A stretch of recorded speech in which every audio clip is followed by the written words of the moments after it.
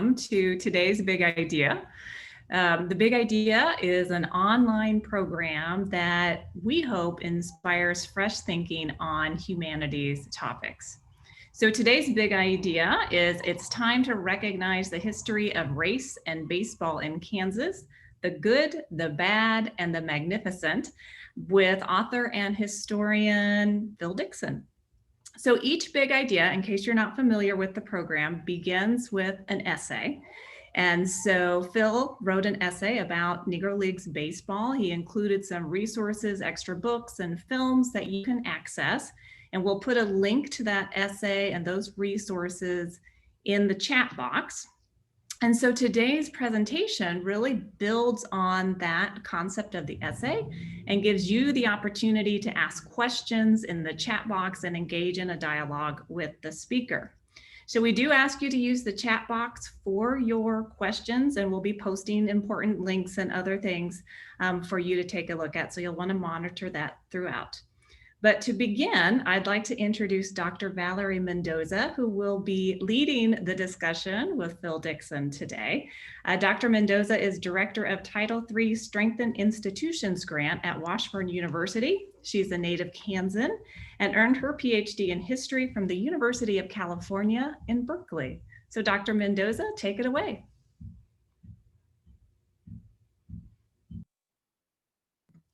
It would help if I unmuted. Thank you, Julie. I'm really excited to be here with you all today, and we are going to have such a great conversation. The timing for this discussion couldn't be more perfect. So I want to introduce our guest, Phil Dixon. Phil is a co-founder of the Negro Leagues Baseball Museum in Kansas City. He is the author of 9 books about baseball, including biographies about Wilbur Bullet Rogan and John Buck O'Neill. In the course of his research, he's interviewed over 500 former Negro League players and family members. Phil's also been a member of the Humanities Kansas Speakers Bureau since 2014, and he gives a talk on the topic, the Kansas City Monarchs in your hometown. So please help me welcome Phil.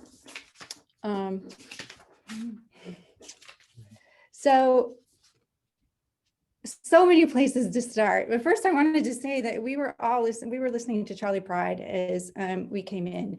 And in case you didn't know it, Charlie Pride actually, before he became a country music superstar, he just passed recently, he played in the Negro Leagues. So we're going to talk a little bit about that too. But first, just Phil, for those of us who are, Negro League neophytes, if you will, can you just give us a little history of the league? Why it formed, right, is, we know, segregation. But what about the when, the where, and the hows? Yeah, well, the Negro League itself started in 1920, and that's the one that they're celebrating the 100th anniversary for. But Black baseball itself started way before then. And of course, in Kansas City, Kansas, where the first African-American professional team organized in 1907, it was called the Kansas City, Kansas Giants. And actually, they were a part of the Topeka Giants, and their manager was Topeka Jack Johnson, who was actually buried in Topeka. So there's a legacy of Black baseball in Kansas that goes beyond 100 years. But right now, the 100-year anniversary is celebrating the first lasting Negro League that was started in 1920 at the Kansas City, Missouri YMCA. And of course, Andrew Rube Foster was named as the president of that league. So that's the one that we're celebrating, the 100 years. But Kansas baseball is a deep subject. Yeah. So when did this renewed interest in the Negro Leagues come about, and why? Well, I can just speak for myself. When I started, well, first of all, I grew up in Kansas City, Kansas. And Eddie Dwight, who his son is a famous sculptor, Eddie Dwight Jr., but his dad and his family, they lived across the alley from me. And when I was born, my father was like 49 and my mother was 44. So they had grown up during the 1920s and they knew Mr. Dwight and the Monarchs history and all that very well. So I grew up hearing these stories. But the thing was, when I followed baseball, I collected baseball cards, read baseball books. None of this information was in these books. So most of the participation of African American players started with Jackie Robinson. And so, I had this in one ear, this community voice, and then the other thing, I was just reading information that just didn't exist, but it was all major league. So for me, it started about 1969, and I began researching the Negro Leagues exclusively in probably about 1977. And in 1980, I met Carol Ray Moffett. And Mr. Moffett lived in Topeka. Matter of fact, he lived behind the school where the Brown versus Board of Education was. He lived on the next block. I think it was Quincy. And I met him. I was in Kansas working for the Duckwild Alco retail stores. And so I was there and I began to talk to Mr. Moffett. And he died shortly thereafter. And he left me, a bunch of pictures, maybe 20 pictures. And for me, that was the beginning. And you might be talking about 300 now. So I've been.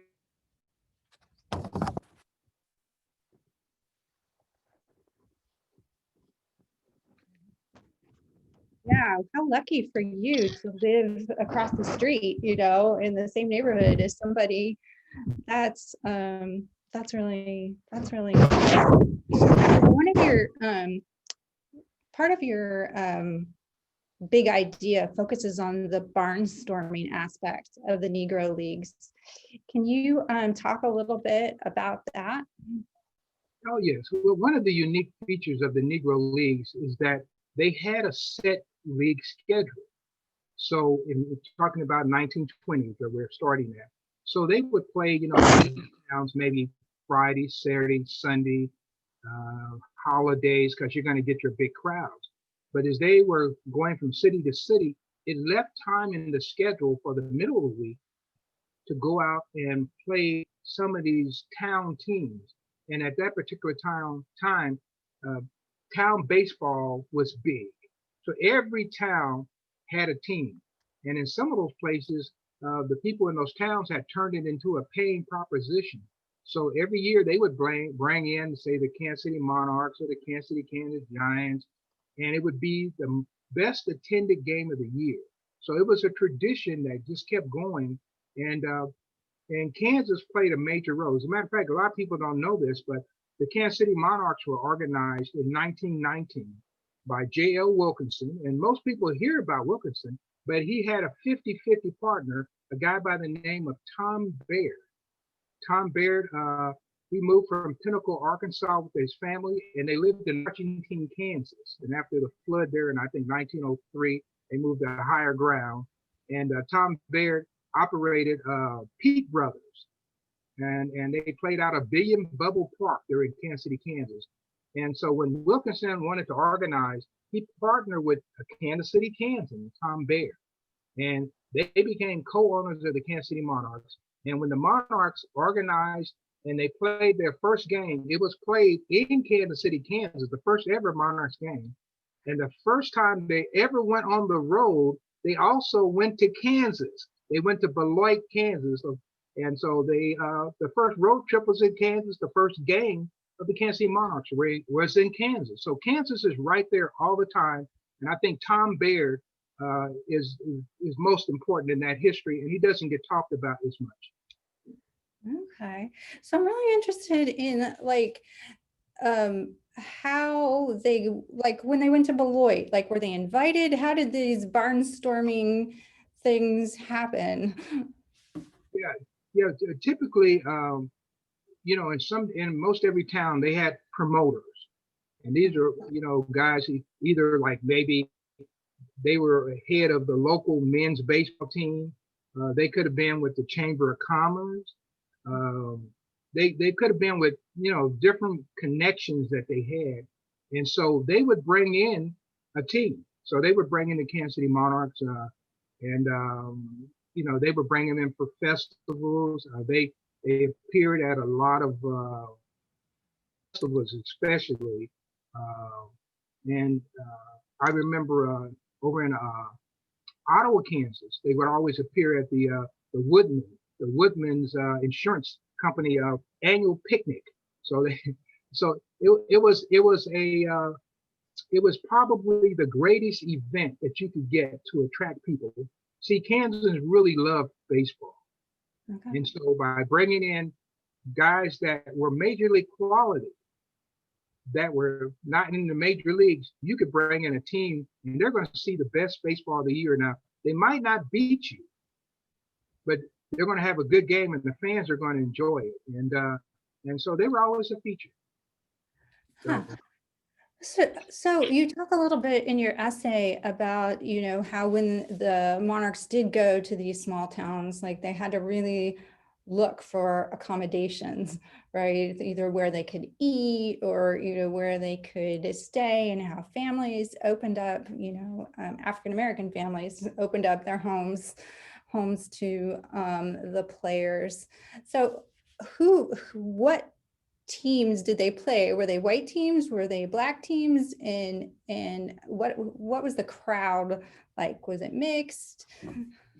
Well, it kind of changed through the years. So if you go back to the 1920s, when the Kansas City Monarchs come into Kansas, they're going to play the town team. So they're going to be white teams. I think the only dominant African-American team in Kansas would have been maybe in Wichita, the Monrovians. But typically they're going to play the white team because the black versus white was a natural draw. And so if you just maybe played a black team, then you probably wouldn't get as many white people as you would if you played a white team. So that's mostly who they played. And those white teams didn't win a lot of games. So as they got into the 1930s, people still wanted to see that baseball. What they started to do was to bring two Negro League teams to town. So they might, like, say in 1938, they played like the Birmingham Black Barons, they played them in Manhattan. Or, they might bring in the Atlanta Black Crackers playing the Kansas City Monarchs, and they're going to play it. And so people got a chance to see two very good Negro League teams playing. But it was a build up through the years of seeing the Monarchs beat the best white players they had. So now they're going to bring two Negro League teams, and they're going to enjoy that as well. So it kind of evolved over the years, but there was always a lot of good Van Johnson baseball in Kansas. So the Monarchs could always get some Van Johnson competition in various cities throughout Kansas. Okay. So did this ever cause any, racial strife? Like when the white team, the hometown team, lost to this baseball team of black players? Are there ever? Well, generally they expected to lose, but they wanted to win. How about that? So I can think of, there was a game in 1922 in Iowa, Kansas, and the Iowa team had hired a pitcher by the name of Ernest Munn. He had just finished playing with the Wichita team in the Western Association, and he had just signed a contract with the New York Giants. So he was a big deal, and so they brought Ernest Munn in to pitch against the Monarchs. And of course, the umpire started to favor Ernest Munn. So in order to try to defeat the Monarchs, and Bullet Rogan, who was the star pitcher of the Monarchs, got pretty upset. And so the story goes, and actually Ernest Munn told me this story. He was living in Furious, Texas about 1980. And he told me this story. And he said that about the fifth or sixth inning, he said Rogan decked the umpire. And then he ran to the outfield, went over the outfield wall, and there was a car waiting for him, and he drove off. And Ernest Munn said he ran into Rogan a few years later, and he asked him, "Where did you go?" He said, "Man, I didn't stop till I got back to Kansas City." So there were lots of stories like that. And through the years, I interviewed a lot of black players and got a lot of stories, but I got stories from like Ernest Munn, also Don Gutteridge. Don Gutteridge, we talked many times. And Don Gutteridge, it goes on, when I was a kid, in the 60s there, he was the manager of the Chicago White Sox. So, out of Pittsburgh, Kansas. So, these are just some of the stories, but for the most part, they didn't have a lot of problems. They didn't always have places to stay. And if they couldn't stay in the town, they would get on the bus and just keep driving back and forth. Maybe they drive overnight. One of the trips that I think that I saw real frequently is that in the 1930s, they might play a night game at Salina, and the next day they were going to play in Denver. And the reason they would do that is because they would finish the game maybe 10 or 11 o'clock, a night game. They get on the bus, and they're going to sleep on the bus, and the next day they would wake up in Denver where there were hotels that they could stay. Wow, that's a grueling schedule. I was just recently watching an old interview with Buck O'Neill, and he said one of the reasons that he really liked doing the barnstorming, even with that kind of schedule, was the pay. Like the players would get a take of the gate. Is that something you found? Yeah, generally the last month of the year. So you get to September, the players went off of the payroll. But what they allowed the players to do was to barnstorm, and all the guys in the barnstorming tour would split that pay at the end of the year, and that's what would tide them over. So at the end of the year, after September, this is going to be an important time. So that's when you got a lot of barnstorming games. I know in the 1920s, actually 1934, the Kansas City Monarchs played in Wichita against Dizzy Dean, and at that particular time, old Lawrence Dumont Stadium there, they set the all-time attendance record. So, and that's, that game was played in October. So there was lots of reasons why those barnstorming games became extra important, because it would tide you over for the winter. Yeah, and tide the fans over, right? So they can have more baseball.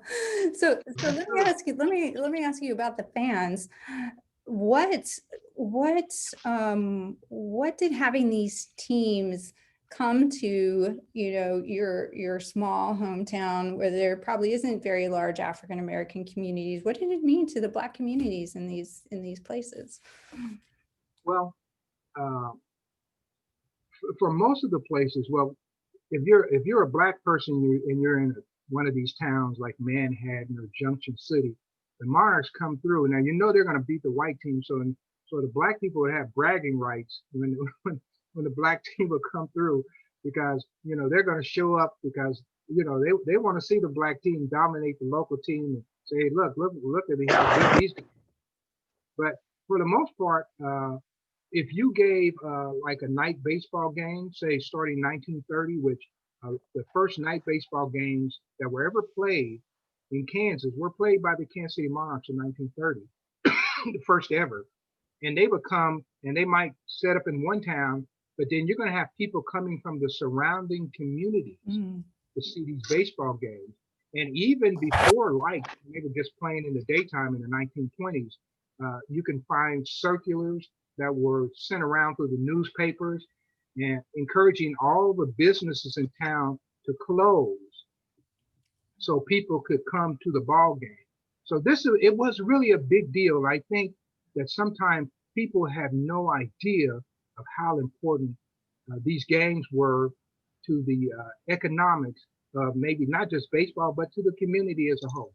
Right. And yeah, what a entertainment, right, for the community members as well. What before we move on to the players, what can you tell us about the managers, the coaches, and the umpires? You mentioned that one who was favoring, or that Rogan felt was favoring the other team. What? Yeah, that was over in Iowa, Kansas. Generally, umpiring was good.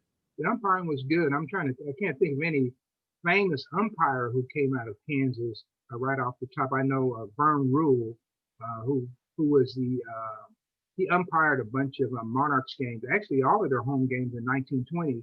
He goes on to the big leagues, but I'm not sure where Vern is from. But Now, was he white or Black? He was white. Okay. He was white. So you had a white guy umpiring all the Negro League games. They didn't get black umpires until 1923. So up until that time. So, but yeah, the games for the most part they went off pretty well. Not much problems. And then the Monarchs brought a lot of entertainment into town. I remember the game I was looking at, and one of the Monarchs pitchers, his name was Crawford, and he was pitching against some small town, and the batter and the players had irritated him so much that he was about to strike this guy out, and the guy hit a pop-up on the third base side, could have been called easy. And he said, everybody, get away from that ball. Don't catch that ball. I want to strike this guy out. And so, people got, a lot of laughs out of that. And but the Monarchs were certainly a good team, an outstanding team. They were a major league quality team. And through the years, the promotions throughout the state of Kansas, they pretty much let you know, we're putting a good team together. We might not win, but we're going to have a great time with baseball. So everybody come on out to the game. So yeah, but the umping, and there were some pretty good ran teams in Kansas. Wichita always had a lot of really good teams in Wichita. Manhattan was another city they came to. Raker Field there, which is still there. And these were some of the famous ballparks. I know there's a ballpark, I'm trying to think, it's outside of Topeka, and they filmed a documentary there, and the Monarchs played there in 1926 as well. That stadium is still standing. So, and I was in Frankfort, Kansas, and their stadium is still standing where the Monarchs came. And how about that? In Lawrence, Kansas, their stadium is still standing where the Monarchs played in the 1950s. So there's a lot of heritage in Kansas that we need to talk about. Yeah, I'm thinking, historical designation, right? But one of the things, that I'm learning as you talk is that the just the business surrounding baseball, right? So when I think of the Negro Leagues, I think about all those great players that you talked about. But now that I'm hearing you, it's like these communities when the Monarchs came to play, like you said, it was big business, it was big entertainment. So let me ask you this, because you're the subtitle of your big idea is the good, the bad, and the magnificent. What's the good, what's the bad, and what's the magnificent in your opinion? The good is that those towns, and we'll just use Kansas since we're talking about Kansas, and those promoters in those towns gave the Monarchs a chance to come through and play. Those weren't league games, but they were important to the financial contributions to keep a Negro League team going. So when you think of the good that the people did in Kansas helped make the day for Jackie Robinson to come through, because if they don't have those games in Kansas, they don't make as much money. And so those barnstorming games were very important. And I think that we don't celebrate the promoters enough who actually broke down color barriers way before the major leagues did by bringing in teams like the Kansas City Monarchs and many others. So that, I think that's the good. And as far as the magnificent, it's got to be some of the great players that played on these teams. Sometimes I think about magnificent performances. How about this one? Satchel Paige, he comes down to Wichita and they play in the National Baseball Congress tournament. And of course, they come there with the integrated team in 1935 and they win the tournament. And that history has been written about quite a bit.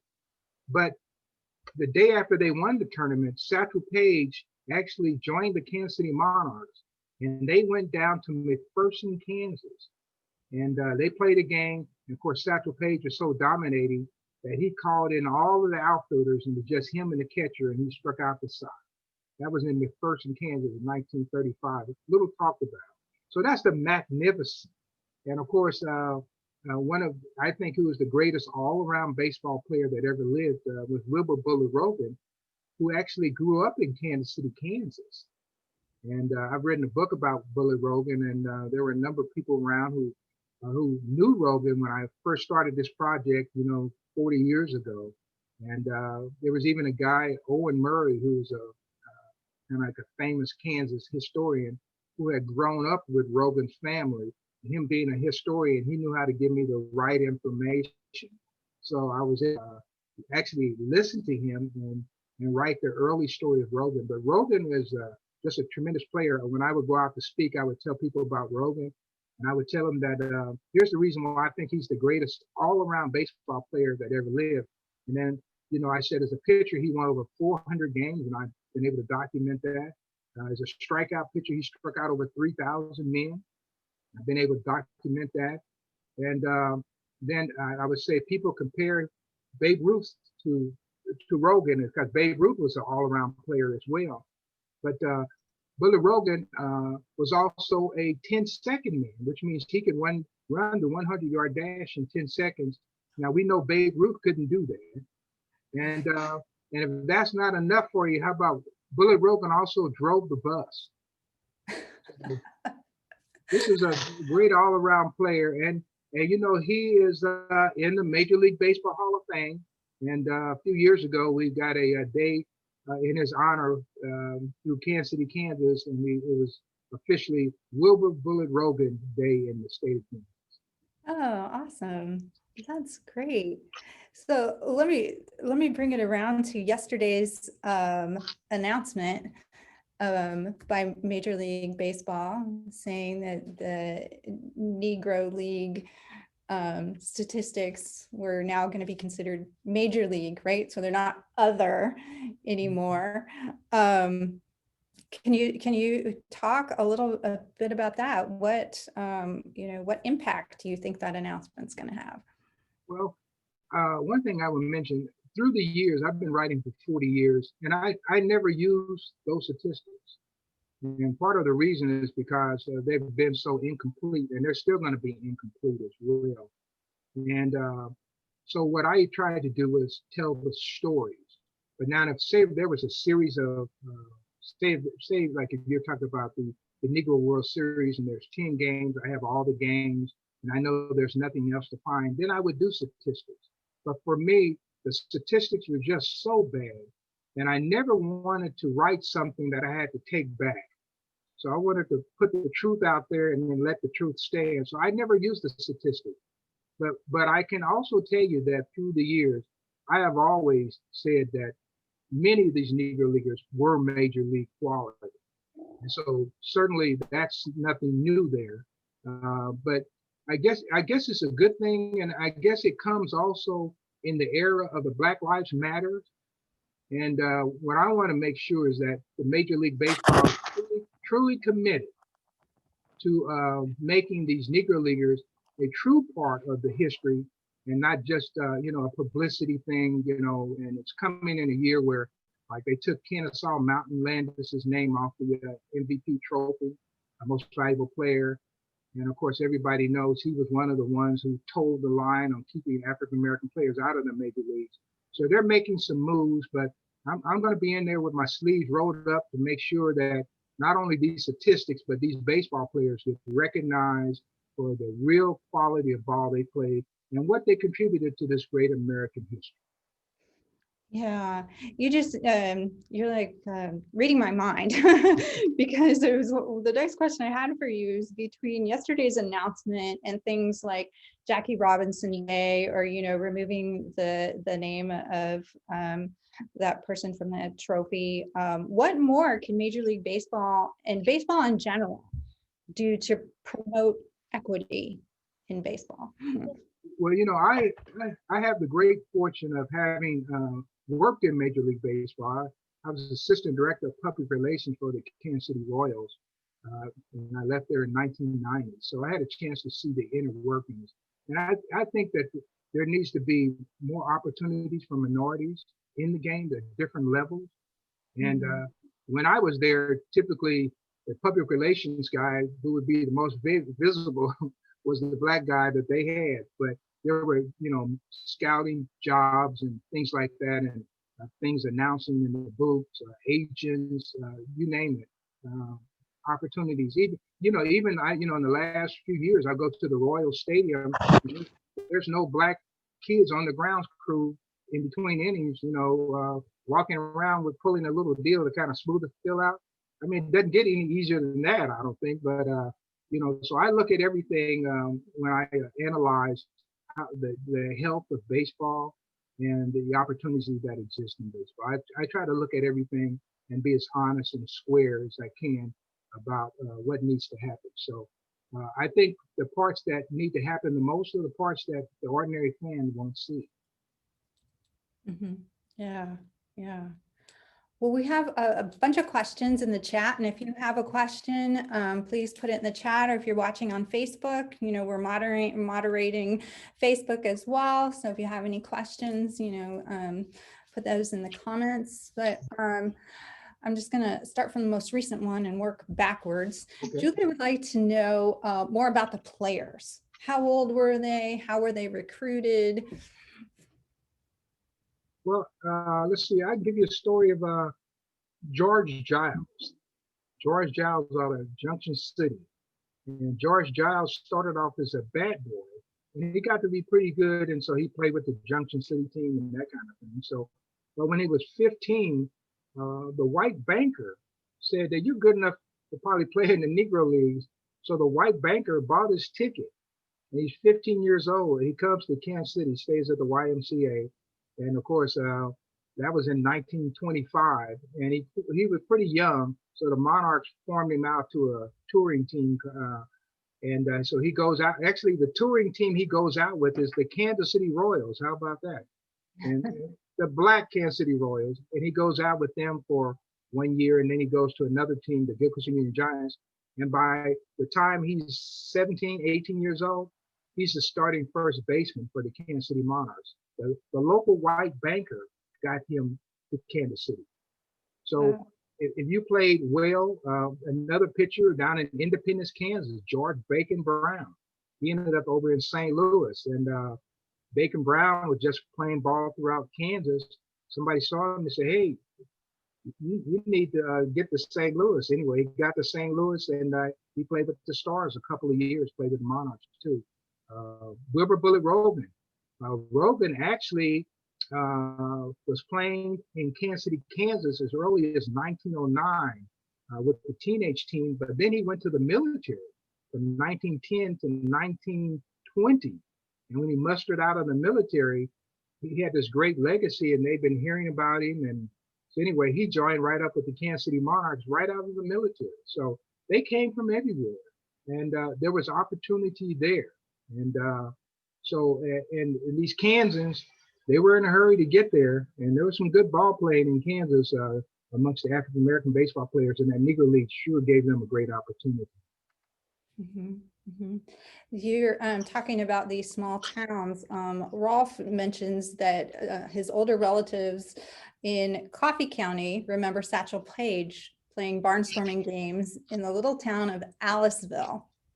And the question is, have you done any research in local county museums or archives about Negro Leagues barnstorming in these small towns? Absolutely.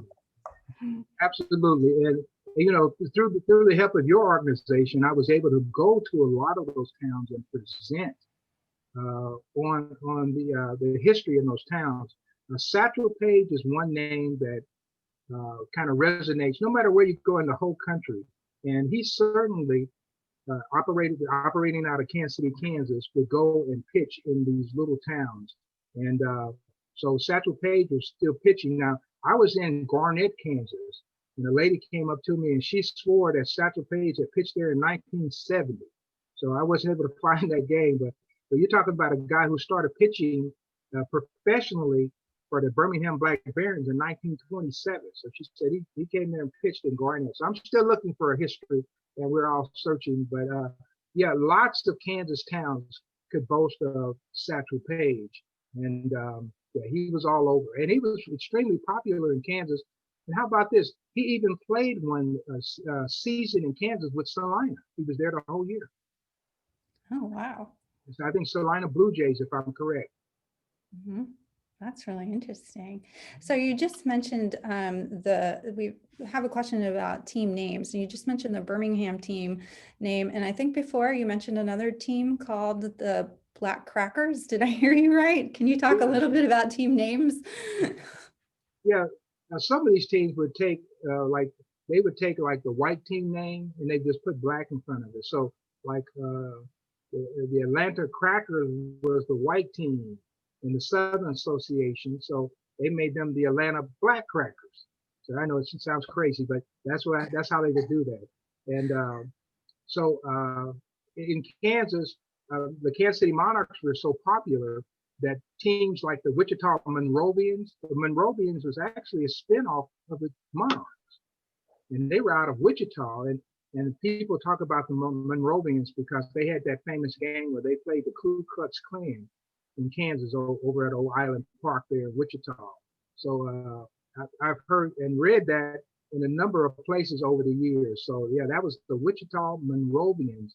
And there were several members of the Monrovians who ended up with the Kansas City Monarchs. I know Nelson Dean did, and T.J. Young, who was a famous Monarch catcher. Okay. And a question from James.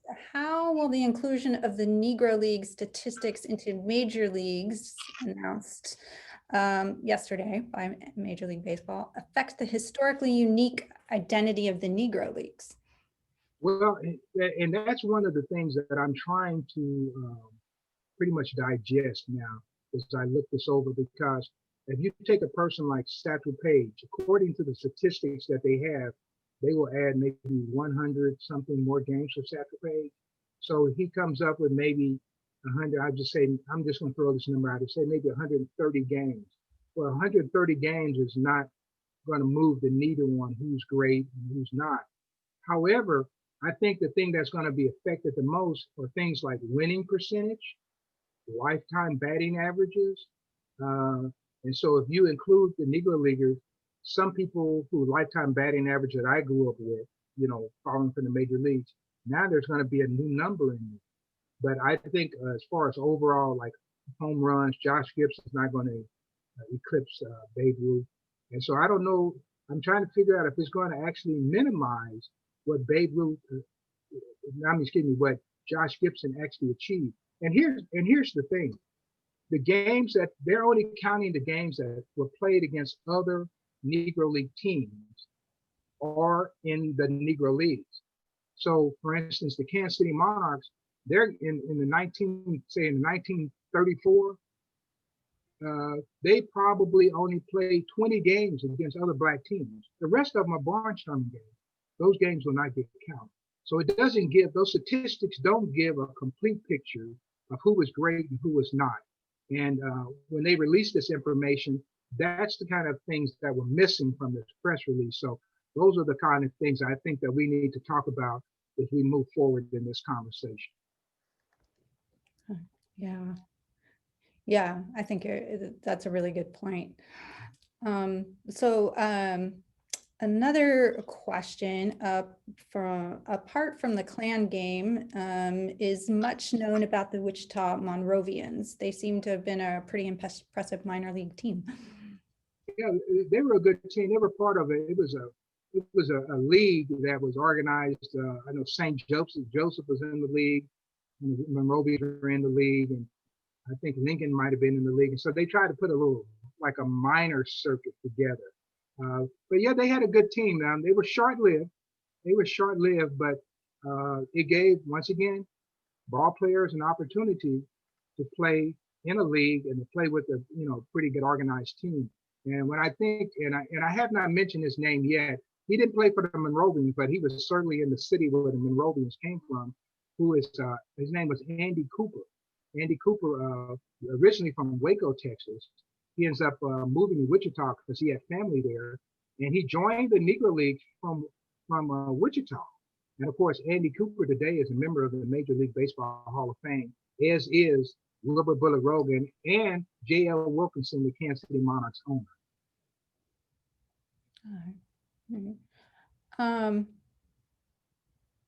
Were there any? Well, let me ask you this: what did integration? How did that affect players. We talked about these towns and the economics, right? With barnstorming, how did this integration of baseball and, affect, the whole sphere of the Negro leagues? Yeah, during the 1930s and the 20s, there was lots of baseball. And with African American teams coming through, it helped the town baseball because it was a financial boom to them as well. As we get into the 1950s, Jackie Robinson goes into the major leagues, and what you begin to find is there are going to be less and less town baseball who's able to host these touring teams. So some of the last ones, Salina stayed really strong for a long time. Wichita with the National Baseball Conference tournament stayed strong. But some of the cities just began to drop off, and they couldn't support bringing these teams anymore. And it's kind of led to the whole end of an era in the Kansas baseball history of touring teams visiting. Okay. Now, this goes back to kind of to a previous question about hiring. Did the league have standards that they set for players to be on a team? What? Now, which teams were you talking about? Which league? The Negro League. Okay. Oh yeah. Well, the first annual you had to be able to play, and typically, if you talk to veteran Negro League players, they didn't have large families. Most of them had 1, 2, or no children, because the economics were such that if you had a family, you're going to have to stay home because you couldn't make the money that was necessary. So I think probably the lone exception to that might be Eddie Dwight, in Kansas City, Kansas, who had 5 children. But even he stayed at home a couple of years during the Depression, and but then he went back and joined the Monarchs. So you had to set yourself up correctly. So once again, having a big family is usually you're on your way out. Yeah, I was wondering about families. Mm-hmm. One more question for you. One of your all-time favorite moments during a Negro Leagues game? Oh man, got a lot of them. I'll tell you one. I haven't mentioned this name yet. Chet Brewer. Chet Brewer, originally out of Leavenworth, Kansas. Chet Brewer should be in the Hall of Fame. Chet Brewer, in 1930, they're pioneering night baseball, and Chet Brewer and Smokey Joe Williams hook up at Milbach Stadium in Kansas City. And Smokey Joe Williams, if I'm correct, he struck out 27 men that day. I think Chet Brewer had 19. But Chet Brewer is a Kansas legend. But now, interesting thing about Chet Brewer, when he was a kid living in Leavenworth, his foot was partially run over by a trolley car. And shortly thereafter, the family moved to Des Moines. He finished growing up in Des Moines. But he pitched most of his career with that handicap. And most people didn't know he had that handicap. And the first time I went to Los Angeles, I stayed at his house, and he had told me this story many times about, the trolley car accident. And the first thing I asked him, I was at his house. I said, "Hey, Chet, you mind if I take a look at that foot? So I can say I've seen Chet Brewer's foot without the toes." Wow. That's amazing. One more question here. What's the next chapter for Negro Leagues baseball? Oh man, I think telling more stories. I did a series of taped interviews, and for me, and this is probably going to be for me, that I've never released. I interviewed people like George Sweat out of Humboldt, Kansas, a wonderful guy. I was able to get to him maybe the last 5 years of his life, and so I want to release something on George Sweat, and he's celebrated around Humboldt and Chanute in that area there. But the rest of the world needs to know about George Sweat. He also went to Pittsburgh. He graduated from Pittsburgh, but he also went to Emporia State too, when they were teachers' colleges. And he was a teacher himself, and his nickname was Teacher. But I think what's next, I think, is to continue to tell these stories. Like I said, when I started off, there were about 3 books, and now there's a lot of books out there. And the thing is, George Giles used to always tell me that. He said he wanted me to continue to write unique things. He said, because a lot of these books are the same cup of coffee warmed over. So I don't want to get, I'm trying to get a fresh cup of coffee on the table for baseball fans. And in my last book, The Dizzy and Daffy Dean Barnstorming Tour, Race, Media, and America's Pastime, gave me a chance to talk about the media. And I know, right now the big thing is, you hear this thing about fake media and all that. Well, that's nothing new. And I showed that in 1934, it was going on. It was well in existence long before this new popular phrase, fake media, came up. And I was able to show that. And what's interesting is I started writing that book in 1996 and no one was interested in it because I was pretty much exposing the media and some other things. But then when all this whole new mood came up about questioning the media, I pitched the book and they took it this time. So because now it's timely. So maybe I have some other books in me that aren't as timely, but we're still working on it. Awesome. And kudos to you for just recognizing this importance so early and being able to interview so many people while they were still, living. That is just amazing. What a treasure that you have uncovered. Question here from Max. What percentage of players in the league were Black players from Latin America? There were quite a few in certain years. I might mention, I haven't talked about him today. The first Kansas City Monarchs manager in 1920 was Jose Mendez, a Cuban. And actually, they had several. They had Portuanda, the third baseman, was Cuban. So most of those early players came from Cuba. But Jose Mendez, who is today also a member of the Major League Baseball Hall of Fame, has a lot of games he pitched in Kansas. And so, I don't know the exact percentage, but it was an important number because some of the really great players like Cristobal Torrente played for the Monarchs. He was a great Cuban player. Jose Mendez certainly was a great player, and there were many others. So you'd have to probably consult something else for the percentages, but I can tell you they were a valuable member of the team. Yeah. And last question for you. Can you talk a little bit about the Barnstorming Teams and where they slept or ate and how they adapted when they went to these little towns in Kansas? Well, George Giles always told the story that when teams would come to Manhattan, there was no hotel. So they would have to split up into different people's homes. So 3 players over here, 4 players over here. Sometimes they go down and the Baptist church would feed them. I know when I talked to Dink Moppo, asking, what do you remember most about barnstorming? And he said hunger, because you just couldn't pull up in a town and go to a restaurant. And a lot of times what they would do is they would play a night game. And then after the game, someone would open up the local restaurant and they could go in when no other customers are in, and they, get a decent meal before they got on the bus. But there were no white customers in the place, just the owner. I will tell you a great story I heard coming out of Nebraska.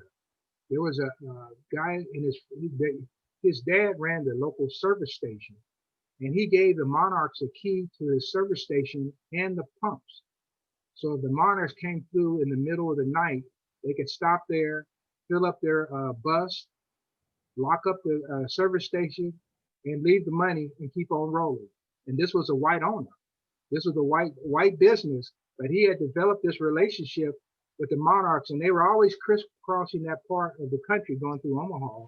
And so he developed a way that they could do business, and he didn't have to be there. And the story goes that one day, the owner of the gas station was called by the local police, and they said it's a black guy that's hanging around the back of your store or whatever. So him and his son went down there. When they got there, was Satchel Paige, And they asked Satchel, so what are you doing here? He said, well, he said, I'm on my way to some city. He said, but I had a tooth pulled yesterday and I wasn't feeling too good. And I knew this was a safe place. So I just pulled up in the back of you guys' gas station. I'm just resting. So there were a lot of really important relationships that were developed that we need to talk about. And because the Monarchs didn't achieve their history alone, and the history of Kansas baseball is not complete without the Monarchs and other Negro League teams. That almost sounds like your next book, the Baseball Green Book. They could have wrote the Green Book. I mean, hey, Tom Baird or J.L. Wilkinson could have written a great chapter in that book. Yeah. Well, we want to keep Humanities Kansas. One of our things is the movement of ideas, and we want to keep those going. So we posted in the chat some blog sites, how you can get Phil to come and speak to your group or organization.